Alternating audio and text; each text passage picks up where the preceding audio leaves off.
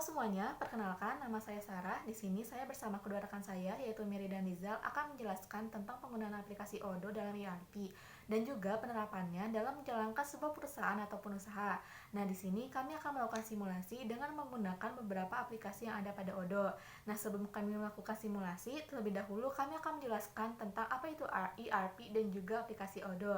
Nah, yang pertama akan dijelaskan tentang pengertian ERP oleh rekan saya yaitu Mary. Perkenalkan, nama saya Mary Andriani. Saya berasal dari Universitas Pajajaran. Dan pada kesempatan kali ini saya akan menjelaskan mengenai ERP. ERP merupakan singkatan dari Enterprise Resource Planning yang merupakan sistem informasi yang diperuntukkan bagi perusahaan manufaktur maupun jasa yang berperan mengintegrasikan dan mengotomasikan proses bisnis yang berhubungan dengan aspek operasi, produksi, maupun distribusi di perusahaan yang bersangkutan. Selain itu, ERP pula didasarkan pada suatu database dan adanya rancangan perangkat lunak modular, di mana ERP merupakan software yang mengintegrasikan semua departemen dan fungsi suatu perusahaan ke dalam satu sistem komputer yang dapat melayani semua kebutuhan perusahaan, baik dari departemen penjualan, HRD, produksi, atau keuangan. Selanjutnya akan dijelaskan oleh rekan saya mengenai manfaat dari ERP itu sendiri. Nah, selanjutnya di sini saya akan menjelaskan tentang manfaat dari integrasi ERP tersebut. Beberapa manfaatnya yaitu yang pertama adalah semua data akan berada pada satu sumber yang sama dan juga semua departemen perusahaan akan menggunakan satu sumber yang sama sehingga akan meminimalisir suatu kesalahan pada penggunaan data. Yang kedua, data produksi dan data penjualan akan tercatat dengan baik sehingga akan merubah stok barang pada gudang sehingga semua stok barang akan tercatat dengan baik pada satu sumber yang sama. Dan yang ketiga adalah relasi antara customer maupun dengan supplier akan tercatat dengan baik sehingga semua karyawan akan mengetahui kontak mana saja yang bisa dihubungi kepada customer maupun supplier. Nah, selanjutnya akan dijelaskan tentang aplikasi Odoo oleh rekan saya yaitu Rizal. Perkenalkan, nama saya Rizal Dikusuma dari Universitas Pajajaran. Di sini, saya akan menjelaskan mengenai aplikasi Odoo. Aplikasi Odoo merupakan sebuah aplikasi bisnis open source yang memiliki fitur yang sangat lengkap mulai dari CRM, sales management, purchase management, accounting, finance, dan lain-lain. Aplikasi Odoo juga dilengkapi dengan website builder yang memudahkan pengguna untuk membuat website tanpa harus memiliki skill programming yang tinggi. Pertama, di sini saya akan menjelaskan mengenai salah satu modul dari aplikasi Odoo, yaitu kontak. Di mana di dalam kontak itu ada beberapa data perusahaan, konsumen, supplier, dan yang lainnya. Nah, untuk mempersingkat waktu, langsung kita coba saja. Nah, di sini ada untuk pembuatan kontak untuk individual dan juga ada untuk perusahaan. Sebagai contoh, kita akan mencoba kontak untuk customer atau pelanggan dengan nama misalnya Andre. Daerahnya dengan Indiana. Untuk kotanya kasih apa? Provinsi Jawa Barat. Untuk nomor teleponnya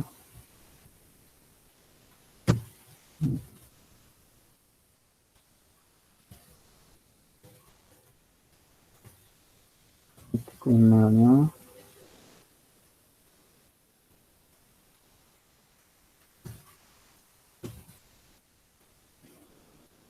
Nah, langsung kita simpan saja kalau untuk datanya jika sudah diisi semuanya. Nah, selanjutnya akan dijelaskan oleh rekan saya. Nah, selanjutnya di sini saya akan menjelaskan tentang beberapa aplikasi yang ada pada Odoo, yaitu diantaranya produksi, stok persediaan, dan juga pembelian. Yang pertama, kita buka produksi. Produksi ini untuk mencatat produk apa saja yang akan kita produksi. Nah, karena kita belum mencatat apapun, kita langsung klik buat. Lalu kita pilih produknya yaitu salad apel. Kemudian kita buat dan ubah salad apelnya.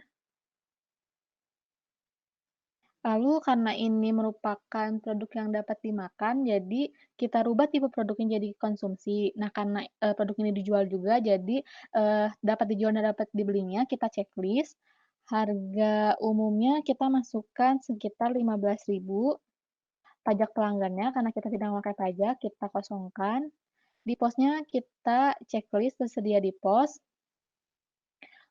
Karena kita akan menjual produk ini pada point of sale, kemudian stok sediaannya beratnya sekitar 1 kilo, lead time produksinya sekitar 1 hari, dan lama waktu pengirimannya karena kita langsung dibuat sehingga tidak usah pakai lama waktu pengiriman, jadi 0 hari. Langsung kita simpan saja, kemudian kita akan membuat produknya sekitar 30 produk. Kemudian langsung kita simpan. Nah, kemudian selanjutnya kita buka produk daftar kebutuhan material. Nah, karena belum ada salad apelnya, kita buat lagi, kita, pilih salad apel, kemudian kita tambahkan 1 baris. Nah, karena kita salad apel, jadi kita hanya memerlukan bahan baku apel, eee, saja dan yogurt. Kemudian kita buat dan ubah apelnya. Kemudian tipe produknya kita rubah produk konsumsi, modalnya kita masukkan sekitar 10.000. Nah, kemudian posnya, tidak usah, dan juga karena apel ini kita beli sehingga, checklist-nya kita hilangkan, kemudian stok persediaannya kita masukkan sekitar 0,25. Nah, oke, lalu kita simpan. Mohon maaf tadi ada kesalahan, dapat dibelinya masih di checklist, kita rubah checklist-nya. Nah, checklist-nya kita hilangkan dua-duanya, kita simpan, terus untuk membuat, eee, ininya kita 25 produk, untuk membuat satu salad apel kita membutuhkan kuantitasnya sekitar, 1/4 kilogram apel, sehingga kuantitasnya 1 karena tadi beratnya satuannya sudah, 0,25. Kemudian kita tambahkan lagi satu lagi, yogurt.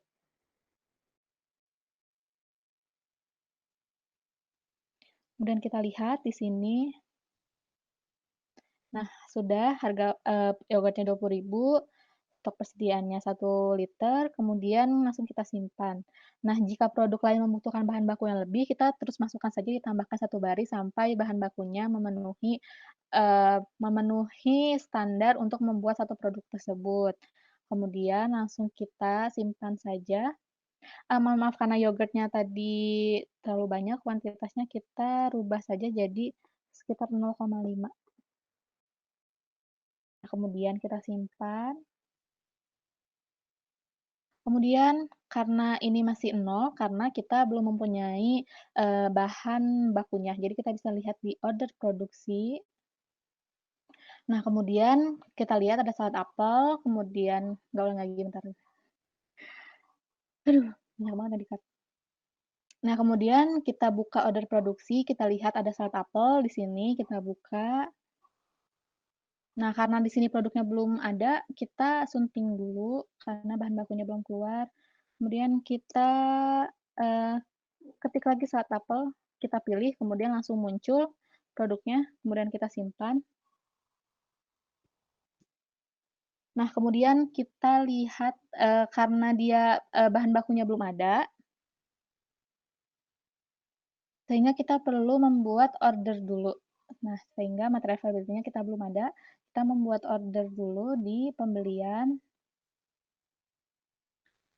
Nah, kemudian kita buat, kemudian kita, pemasoknya misalkan petani Garut, kemudian kita, mohon maaf tadi salah, petani Garutnya kita pilih, kemudian, produknya kita akan memesan apel.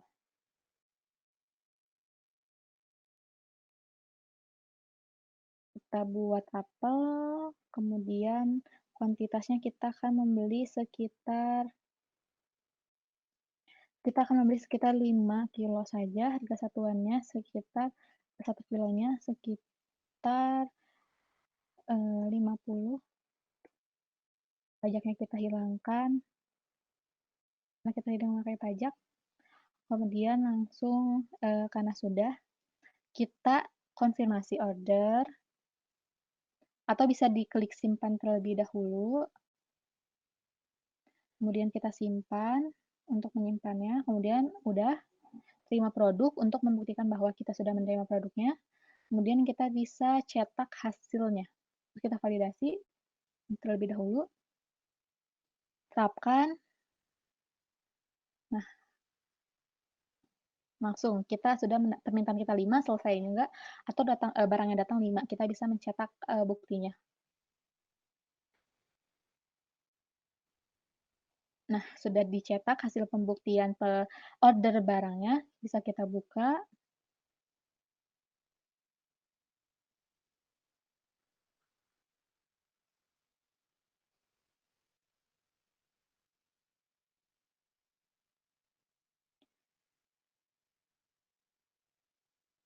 Nah, ini merupakan hasil, pembelian order kita apel kepada petani Garut.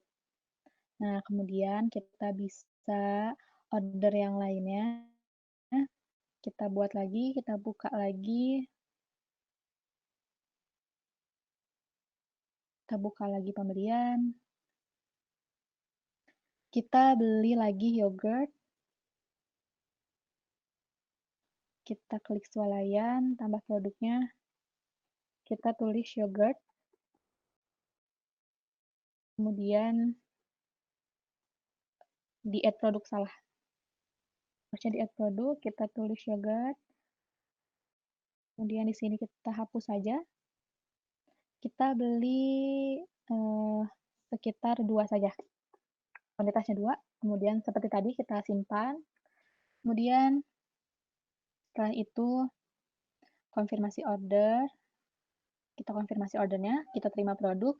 Kemudian hasil buktinya bisa kita cetak kembali.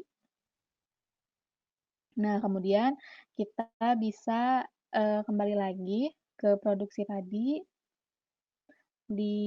Oh ya, kita juga ada stok persediaan. Nah, stok persediaan ini bisa membuktikan, penerimaan kita. Nah, di sini ada penerimaan yang terlambat karena sebelumnya saya sudah mencoba melakukan order dan belum diterima, jadi masuknya, penerimaan 2 terlambat. Kemudian ada manufacturing. Manufacturing ini merupakan proses produksi. Nah, kita jadi masih proses produksi, 1 lagi diproses. Order pengiriman karena kita belum mengirim, jadi masih 0. Point of sale juga karena kita belum menjual, jadi masih 0. Kemudian kita buka lagi produksi, kemudian kita buka lagi, nah ini.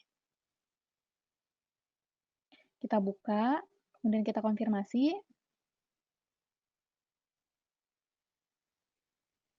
Nah, kita bisa lihat lagi, karena sudah ada ininya, materialnya sudah siap karena kita sudah membeli bahan bakunya.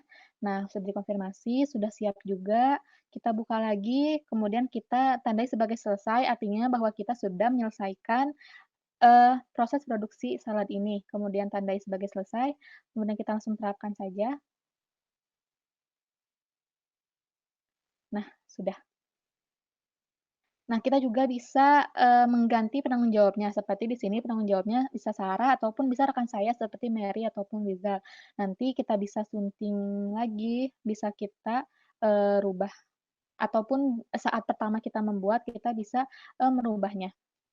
Nah, daftar kebutuhan materialnya ada apel, ada yogurt, lalu kita simpan lagi. Kemudian kita bisa mencetak hasil bukti order produksi kita. Nah, sudah ada, kemudian bisa langsung kita buka saja kalau misalkan sudah, selesai di-download. Kemudian kita buka.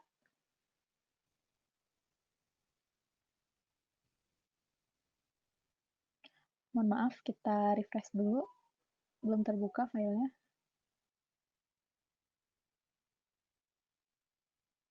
Nah, berikut ini merupakan, bukti bahwa kita sudah melakukan produksi apel sejumlah kuantitasnya sejumlah 25 produk dengan, 1 produk menggunakan dengan menggunakan apelnya 1 kilo dan juga yogurtnya sekitar setengah liter. Kemudian selanjutnya akan dibahas tentang bagaimana penjualan oleh rekan saya, Mary. Mangga, Mary. capek. Banyak banget ya kamu ya? Iya, Iya. makasih banget. Belum di-cut, banyak banget harus di-cut itu mah. Terima kasih Sarah. Sebelumnya telah dijelaskan oleh rekan saya bagaimana caranya untuk memproduksi salad apel dengan menggunakan modul produksi, stok persediaan, serta stok pembelian. Sekarang saya akan menjelaskan mengenai modul ODO yang penjualan untuk mengetahui bagaimana cara penjualan. Nah, pertamanya di sini ada penawaran di mana nanti ada orang-orang yang akan memesan produk kita. Yang pertama kita akan buat terlebih dahulu. Setelah itu di sini ada pelanggan. Kita bisa memasukkan nama pelanggannya. Contohnya kita masukkan saja Andre karena sebelumnya telah dibuat oleh rekan saya mengenai kontaknya. Nah, selanjutnya itu ada detail order. Jadi Andre ini akan memesan produk apa. Tadi kita sudah memproduksi salad apel, maka kita tulis saja salad apel. Dan di sini sudah tertera mengenai informasi-informasi salad apel, di mana harga satuannya tadi yang telah ditetapkan oleh Sarah yaitu 15.000. Di sini pula ada pajak, di mana kita bisa menetapkan apakah kita akan mengenai pajak ke konsumen atau tidak. Di sini kita tidak menggunakan pajak. Lalu kita juga bisa mengatur Andre ini memesan berapa kuantitasnya. Misalnya dia ingin memesan 3. Nah, setelah itu di atas ini ada expiration, misalnya expired dari produknya itu kapan, mungkin tanggal 14 Desember contohnya. Setelah itu di sini ada syarat pembayaran. Jadi nanti Andre itu tuh langsung bayar kontan. Jadi setelah sudah ada bill, maka Andre akan langsung membayarnya. Setelah Andre memesan salad apel, kita bisa langsung simpan.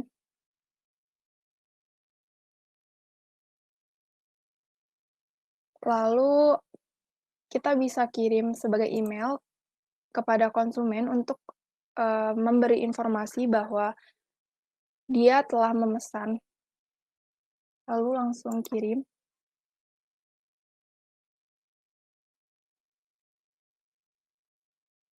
Setelah itu kita bisa konfirmasi. Setelah dikonfirmasi, kita harus cek dulu ke pengiriman. Setelah kita cek mengenai salad apel yang diminta itu 3 dan reservasi 3, dan yang selesai itu 0 karena belum dilakukannya pengiriman, kita harus validasi terlebih dahulu.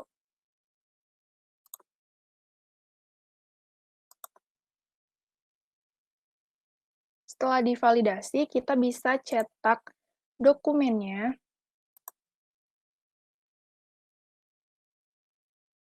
sebagai bukti bahwa kita sudah mempunyai produk sebanyak 3. Lalu kita bisa buka di order kembali. Bahwasannya yang tadi pelanggan Andre itu siap difakturkan, kita klik saja.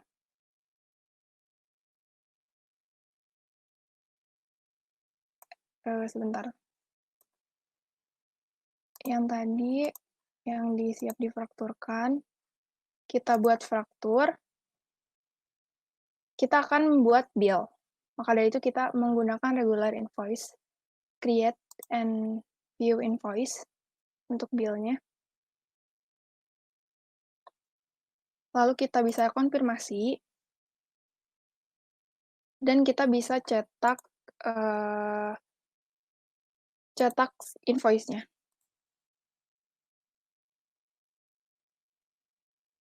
Kita bisa lihat.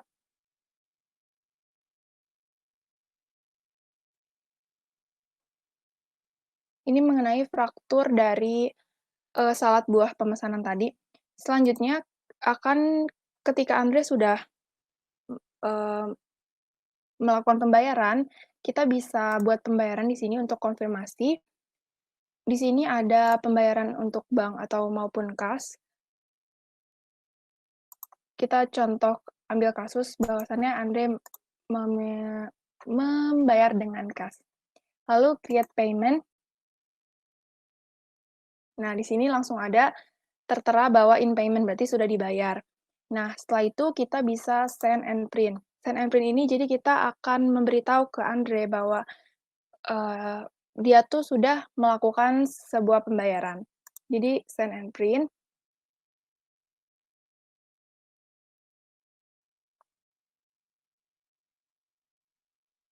Nah, ini sudah ada buktinya. Misalnya udah dikirim. Nah, lalu setelah itu kita juga bisa mencetak bill ini. Mencetak bahwasannya ini sudah dilakukan pembayaran oleh Andre. Setelah itu kita bisa lihat di order ini status fakturnya selesai. Jadi Andre telah melakukan pemesanan dan juga Andre telah melakukan pembayaran.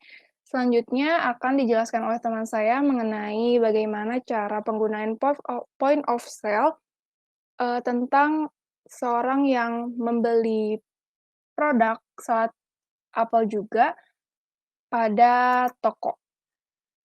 Mangga Rizal, terima kasih. Selanjutnya, saya akan menjelaskan bagian point of sale. Di bagian point of sale ini merupakan bagian tempat kita akan menjual produk atau menu yang telah kita buat. Nah, untuk mempersingkat waktu, selanjutnya kita akan buat sesi baru, kemudian dengan otomatis langsung ke direct ke tab penjualan. Nah, misalkan di sini ada seorang pelanggan, misalnya Citra, langsung di set customer. Nah, pelanggan ini memesan sebuah apel sebanyak misalkan 4 buah. Selanjutnya langsung ke pembayaran. Nah, pelanggan ini bisa membayar melalui cash atau bank. Nah, untuk contohnya, pelanggan ini menggunakan cash sebesar 100.000. Selanjutnya, kita validasi. Nah, di sini udah ada bukti pembayaran. Kemudian, bukti pembayaran ini bisa dicetak ataupun dikirim ke email pelanggan tersebut. Nah, sekian penjelasan dari kelompok kami terkait penggunaan aplikasi Odoo dalam menjalankan sebuah perusahaan ataupun usaha. Terima kasih, semoga bermanfaat. Wassalamualaikum warahmatullahi wabarakatuh.